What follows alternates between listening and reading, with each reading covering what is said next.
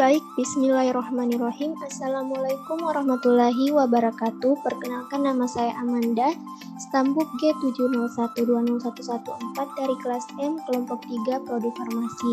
Baik, pada kali ini saya akan menjelaskan mengenai praktikum biologi modul 3, yaitu tentang pengamatan tumbuhan. Kita masuk di tujuan praktikum.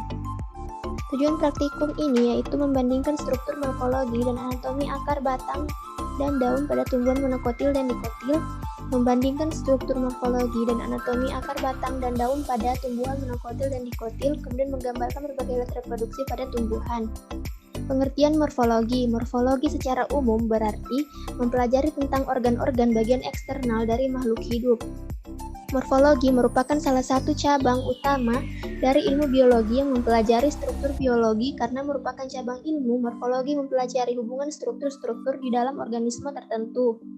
Kemudian pengertian anatomi. Anatomi adalah ilmu biologi yang mempelajari struktur dan organisasi bagian-bagian tubuh makhluk hidup yang saling berhubungan satu sama lain, meliputi jaringan sel, organ, dan sistem organ.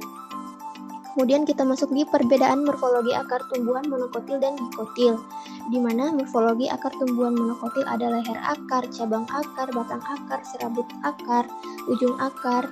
Kemudian pada tumbuhan dikotil ada pangkal akar, cabang akar, rambut akar, ujung akar. Di sini ada sel serabut akar. Pada ujung akar terdapat sel serabut akar.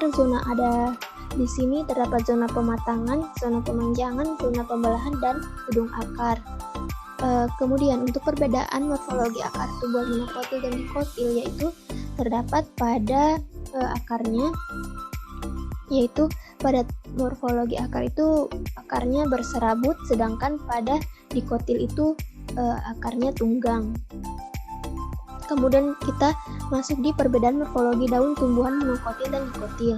Morfologi daun tumbuhan monokotil ada ujung daun, ada pelepah, ada margin atau tepi, ada vena atau garis kehitaman pada daun, kemudian ada petiolet, tangkai daun, kemudian ada lamina, yaitu lembaran di mana proses fotosintesis terjadi. Kemudian di sini ada morfologi daun tumbuhan dikotil, ada apex atau ujung daun, ada margin atau tepi, ada veins atau jaringan pembuluh pada daun, ada midrib, tulang primer pada daun, kemudian ada base, dasar daun, kemudian ada petiolet, tangkai daun, kemudian ada axillary bud atau tunas lateral daun, kemudian ada stipule, penumpu daun, kemudian ada stem, bagian dari tangkai daun. Kemudian perbedaan antara morfologi daun tumbuhan monokotil dan dikotil yaitu pada daun tumbuhan monokotil ini memiliki pertulangan sejajar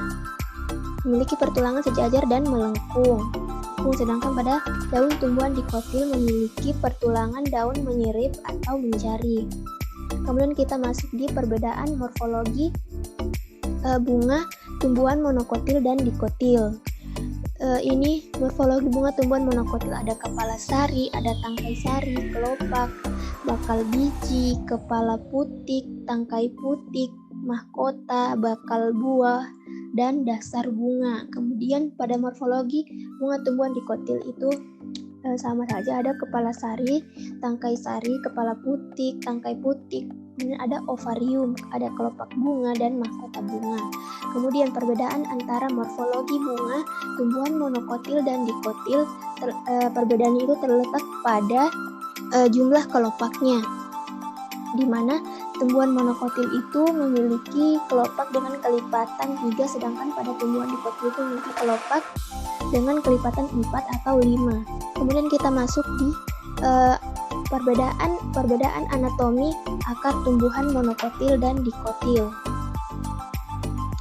Di sini anatomi akar tumbuhan monokotil ada bulu akar, ada phloem, primer, ada jaringan pangkut xilem, ada priskel, ada pulur, ada endodermis, korteks, epidermis. Kemudian pada anatomi akar tumbuhan dikotil sama saja, ada korteks, cambium, jaringan pangkut xilem, jaringan pangkut phloem, ada priskel, endodermis, dan ada bulu akar. Kemudian perbedaan antara anatomi akar tumbuhan monokotil dan dikotil yaitu perbedaannya terletak pada tumbuhan monokotil itu terdapat empulur, sedangkan pada tumbuhan dikotil itu tidak terdapat empulur. Kemudian kita lanjut di perbedaan anatomi batang tumbuhan monokotil dan dikotil.